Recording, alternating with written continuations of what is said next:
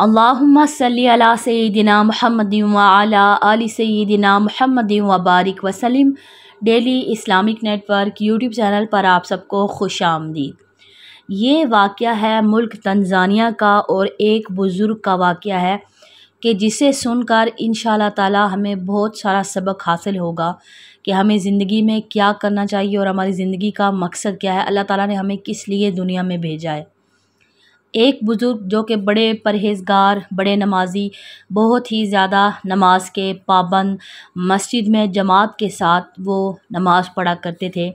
तो जब बहुत ज़्यादा बुज़ुर्ग हो गए, जब उन्हें पता शायद लग गया होगा कि वो दुनिया से जाने वाले हैं, तो उन्होंने फिर इमाम मस्जिद से कहा, चूँकि वो अकेले थे, उनका कोई ख़ानदान नहीं था, उनकी कोई आल औलाद नहीं थी, वो तन्हा थे, उनके घर में उनके अलावा कोई भी नहीं था।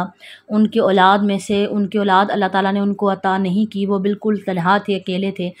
तो मस्जिद में वो आए और इमाम मस्जिद के साथ उन्होंने जमात के साथ नमाज़ पढ़ी और इमाम मस्जिद से कहने लगे कि अगर मैं लगातार 2 नमाज़ों में मस्जिद में ना आ सका तो समझ जाना कि मैं दुनिया में नहीं हूँ और फ़ौरन आकर मेरे कफ़न और दफन का इंतज़ाम करना।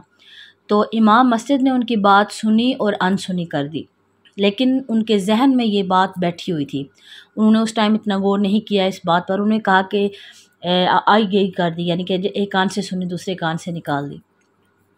फिर कुछ दिन गुज़रे तो जब इमाम मस्जिद ने नोट किया कि वो बुज़ुर्ग नमाज में मौजूद नहीं हैं, तो उन्होंने इस चीज़ को इग्नोर किया। दूसरी नमाज में भी वो जब ना आए तो इमाम मस्जिद को थोड़ा-सा खटका लाहक हुआ कि दूसरी नमाज में वो नहीं आए। उन्हें उनकी बात याद आई कि अगर मैं 2 नमाज़ों में लगातार मस्जिद में ना आ सकूं तो समझ जाना कि मैं दुनिया में नहीं हूं और मुझे कफ़न-दफ़न का इंतज़ाम करना, समझ जाना कि मेरी मौत हो चुकी है। तो फिर जब इमाम मस्जिद ने इस बात को दोबारा इग्नोर किया और फिर तीसरी नमाज में भी जब उनको ना पाया, तो इमाम मस्जिद को वाक़ई खटका लगा और वो हैरान हुए और फ़ौरन उन बुज़ुर्ग के घर पर पहुँचे और देखते हैं कि वाक़ई में वो दुनिया में नहीं रहे, वो दुनिया से जा चुके थे।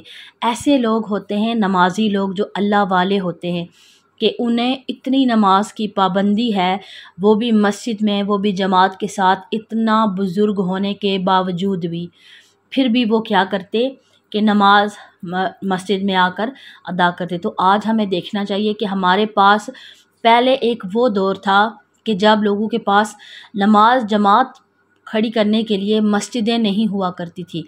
खुले मैदान में लोग नमाज़ें अदा करते थे, जमात के साथ अदा करते थे।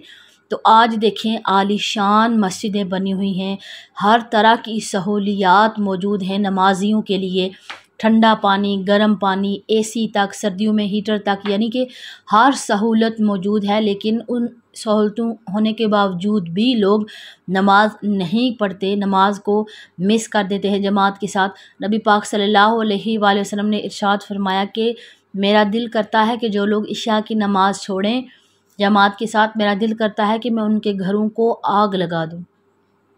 इतना ज़्यादा वईद है, यानी इतना नबी पाक सल्लल्लाहु अलैहि वसल्लम ने ऐसे लोगों को नापसंद फरमाया कि जो जानबूझकर नमाज को छोड़ देते हैं।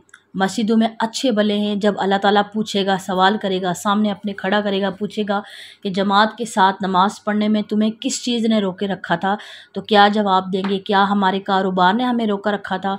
क्या हमें हमारे दुनियावी कामों में हमारी फैमिली ने, हमारे बच्चों ने, या हमारी दुनिया के जितने भी काम हैं उस चीज़ में हम लोग मसरूफ़ रहे और हम नमाज के लिए नहीं आते?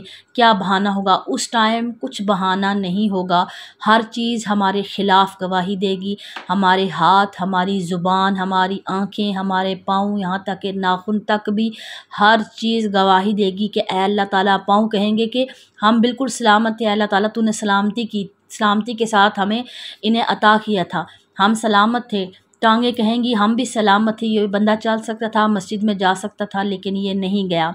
इस्लामी बहनें हैं, घरों में नमाज नहीं पढ़ती, तो वो अल्लाह ताला को क़यामत वाले दिन क्या जवाब देंगी? क्या हम अल्लाह ताला के सामने अपना कौन सा मुँह लेकर जाएंगे जब अल्लाह पूछेगा कि ए औरत नमाज क्यों नहीं पढ़ी थी, तो उस वक्त हम क्या कहेंगे कि हमने क्यों नहीं पढ़ी? क्या हम अपने बच्चों में मसरूफ़ थी, अपने घर के कामों में मसरूफ़ थी?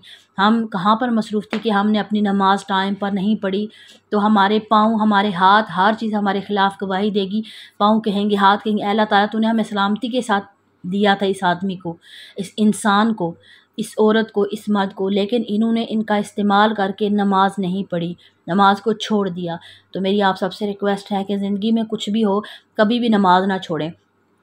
अच्छा, ऐसा होता है, लोग समझते हैं कि नमाज़ हम पढ़ेंगे तो हमारा टाइम बहुत शॉर्ट है, अब ऐसे हो जाएगा, वैसे हो जाएगा।